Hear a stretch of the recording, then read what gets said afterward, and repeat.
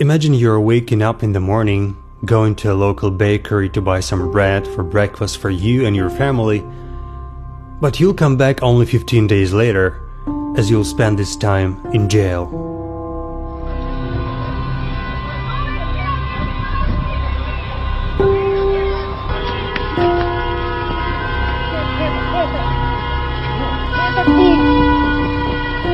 Imagine that you are walking down the street having the white strip on your wrist because you want to show to others that you support some idea. But you wake up in the intensive care of the local hospital, handcuffed, with broken limbs and smashed face, which you can't recognize in the mirror. This is not fiction. This is what's happening right now in Belarus, the country where law and justice haven't been working for 26 years. My country.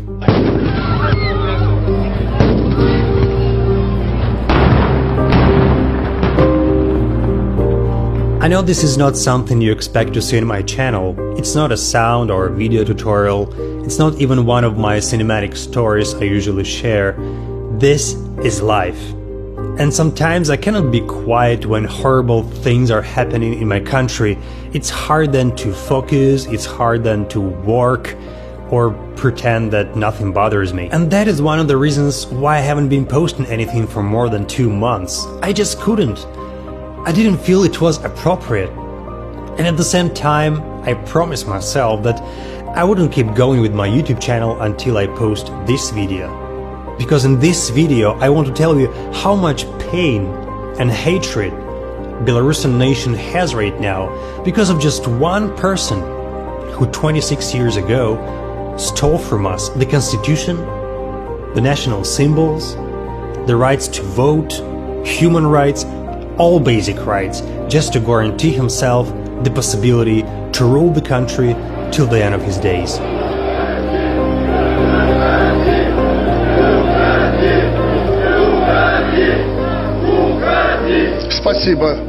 Thus, my country has faced a huge problem, which we are all now trying to solve as peacefully as we can.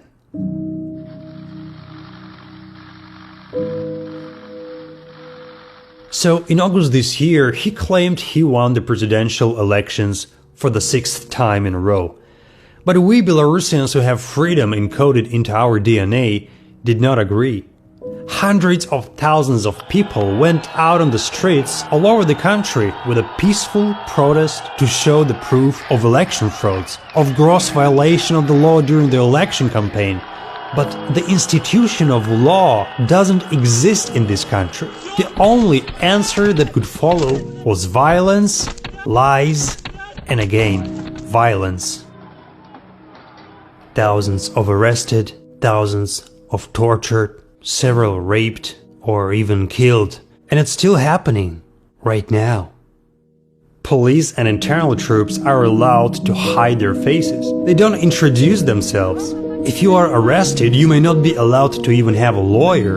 They don't even need a reason or article to lock you up in jail. They may come to your house in the middle of the night and kidnap you. You, Belarusian, may even be deprived of Belarusian citizenship because they don't care about law. They have permission to do whatever they want and whenever they want.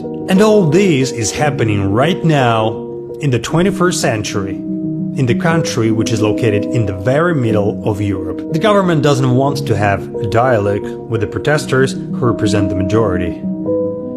Why? Because by doing this, it will show its weakness and readiness to share the power. And if the government loses power, people in charge of it will have to respond for all the crimes they've committed in the past and the ones they are committing right now. That's why authorities will keep doing bad things to intimidate people, as fear is the most powerful weapon of dictatorship. Or, actually, it was the most powerful weapon, because now it doesn't work anymore. People are beaten, but they don't give up. People are being arrested, but in their place the new ones come. There are more and more protests on the streets, in universities, in every district and neighborhood, in trams and buses, in small cities and villages, in lines at groceries, and the most important, in our heads. No one has thought that this violence will contribute to the solidarity of the nation so much that the transformation from a passive and quiet existence under dictatorship will evolve into the brave and devoted struggle so rapidly. Some countries needed years to unite people in the struggle against injustice. We needed less than 1 month. Everyone in Belarus, regardless of age, gender or occupation, demands changes. The point of no return has passed, and now there is no question if. Now the question is when we Belarusians will be able to vote freely, to live without fear, to live in peace again.